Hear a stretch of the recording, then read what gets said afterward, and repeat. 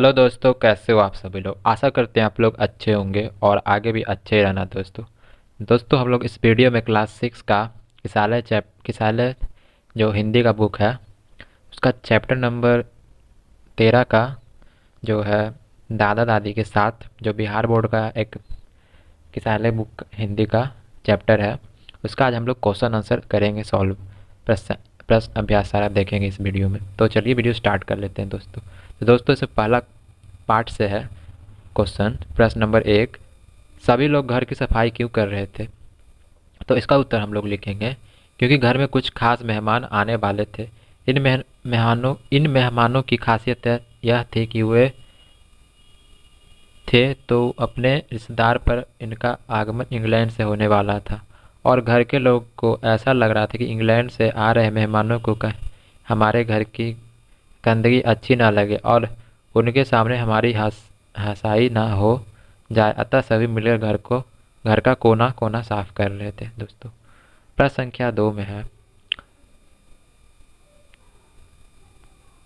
पद्मिनी और राहुल को पिंकी विक्की की कौन सी बात खटकती थी। तो इसका उत्तर हो जाएगा,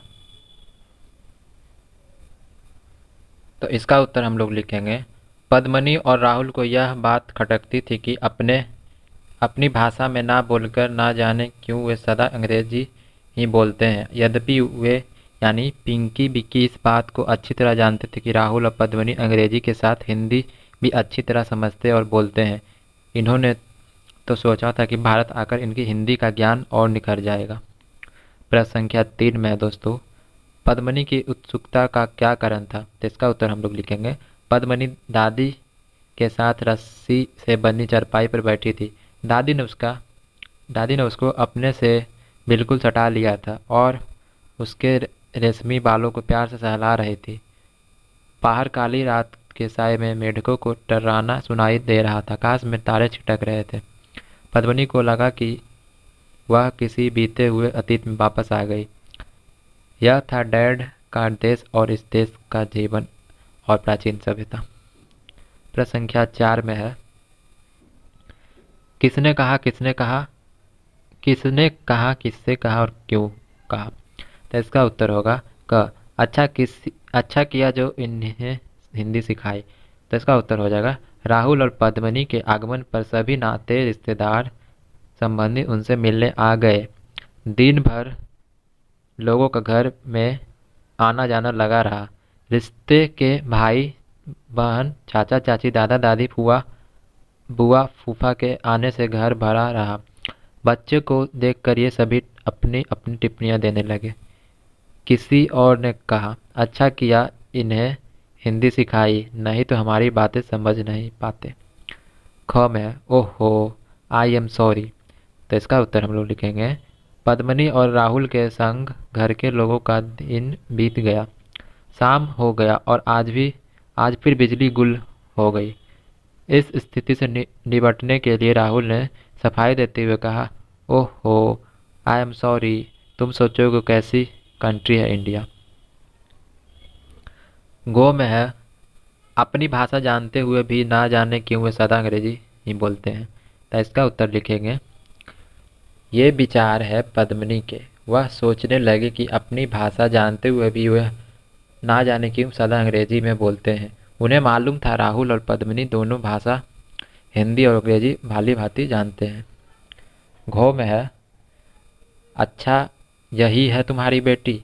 तो ये होगा, ये शब्द बुआ फूफा बुआ फुआ ने पद्मिनी से पहली मुलाकात पर कहे। अंगा में है,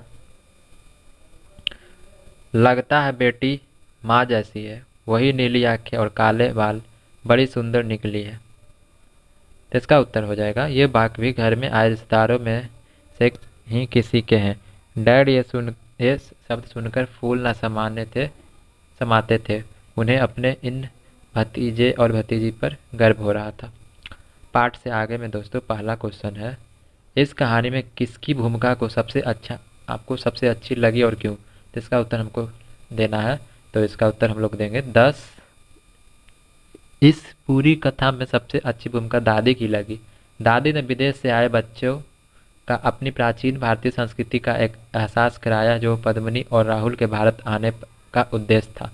दादी का मधुर प्यारा भरा समीप्य पाकर दोनों बच्चे अत्यंत आनंदित थे। प्रश्न संख्या 2, क्या आपको लगता है कि यह कहानी अधूरी है और क्यों? तो इसका उत्तर हम लोग लिखेंगे, इस कहानी का अंत अचानक होता है। ऐसा लगता है कि खंडहर देखने जाने की बात पर कहानी का अंत हो जाता है। खंडहर की यात्रा का विवरण आने से कहानी को परिपक्वता मिलती। कहानी के विकास को एक अंतिम पड़ाव तक पहुंचाया जा सकता था जो कहानीकार ने नहीं दिया। शायद वे पाठकों को आगे की घटना के जानने के लिए उनकी कल्पनाशीलता को उभारना चाहते थे। प्रश्न संख्या 3 में है दोस्तों, सोचिए इस कहानी के अंत में अगले दिन क्या हुआ होगा? तो इसका उत्तर हम लोग लिखेंगे, उसी कल्पनाशीलता की कड़ी को जोड़ते हुए यह समझा जा सकता है कि दोनों बच्चे अगले दिन खंडहर की यात्रा पर गए होंगे। वहां इन्होंने खंडहर के चित्र उतारे होंगे जिसे यादगार के रूप में इंग्लैंड ले जाएंगे। कुछ नए पक्षी राहुल ने देखे होंगे और उनकी बोली उनकी कार्यकलापों को आत्मसात किया होगा जिससे वे अपनी डायरी में नोट करेंगे ताकि इस पर वे गहराई से अध्ययन कर सके। प्रश्न संख्या 4 में है, अगर ऐसा हो कि आपको यहाँ कोई संबंधी आए तो क्या क्या करेंगे? तो इसका उत्तर लिखेंगे हम लोग, इस प्रश्न का उत्तर अलग अलग परिवार और व्यक्ति का व्यक्तित्व मामला होगा और फिर इस बात पर भी निर्भर करेगा कि आने वाले मेहमान की श्रेणी क्या है। अगर मेहमान या संबंधी अत्यंत करीबी है तो वह घर के परिवार के सदस्यों की तरह सम्मान और आदर का अधिकारी होगा। औपचारिक संबंधी का स्वागत औपचारिक ढंग से किया जाएगा, यथा स्वागत, बातचीत, नाश्ता, चाय आदि, और फिर दरवाजे तक जाकर उनकी गर्मजोशी के साथ विदाई।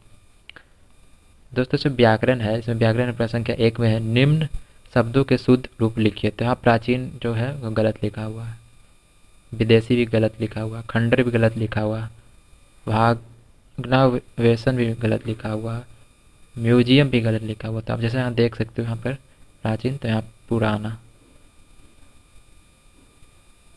शुद्ध, और विदेशी देश के बाहर का, खंडर टूटा हुआ महल, भाग्नावेश टूटे हुए स्थल, म्यूजियम अजैब घर। इसमें है इन शब्दों के वचन बदले। तो इसका उत्तर हो जाएगा अतिथि अतिथियाँ, आँख आँखें, गाड़ी गाड़ियाँ, मेढक मेढकों, कहानी कहानियाँ, संबंधी संबंधियों, दीवार दीवारें। प्रश्न संख्या 3 में है, इन वाक्यों में सर्वनाम शब्द को रेखांकित कीजिए। क में अच्छा यही है तुम्हारी बेटी। तो इसका हो जाएगा उत्तर, अच्छा यही है तुम्हारी बेटी। वह उसको मदद करने लगा, वह उसकी मदद करने लगा जो ढूंढे। और दोस्तों इसका तो ये कर लेना। और कुछ करने को में प्रश्न संख्या 1 में है, आपको यहाँ कई मौके अवसर पर कौन कौन से संबंधी रिश्तेदार आते हैं उनकी सूची बनाइए। तो इसमें आपको लिखना है, परिवार में आयोजित विवाह आदि के अवसर पर सबसे अधिक मेहमान घर में आते हैं। इनमें से सभी करीबी के संबंधी, पारिवारिक मित्र, पास पड़ोस के लोग, परिचित बंधुआ बुलाए जाते हैं। संबंधियों में नाना नानी, मामा मामी, बुआ फूफा, दीदी, जीजा जी, भैया भाभी, इनके बच्चे सभी आमंत्रित होते हैं। प्रश्न संख्या 2 में है, पद्मिनी और राहुल को दादी पास बुलाकर कहानी सुनाई। क्या आपको भी दादी नानी कोई कहानी सुनाती थी? कहानी सुनते समय आप क्या महसूस करते थे? अपनी कक्षा में सुनाइए। तो इसका उत्तर होगा, अलग अलग छात्रों अपने अपने अनुभव के आधार पर इसका उत्तर तैयार करेंगे और अपने अनुभव कक्षा में सुनाएंगे, यानी आपको ये खुद से करना होगा।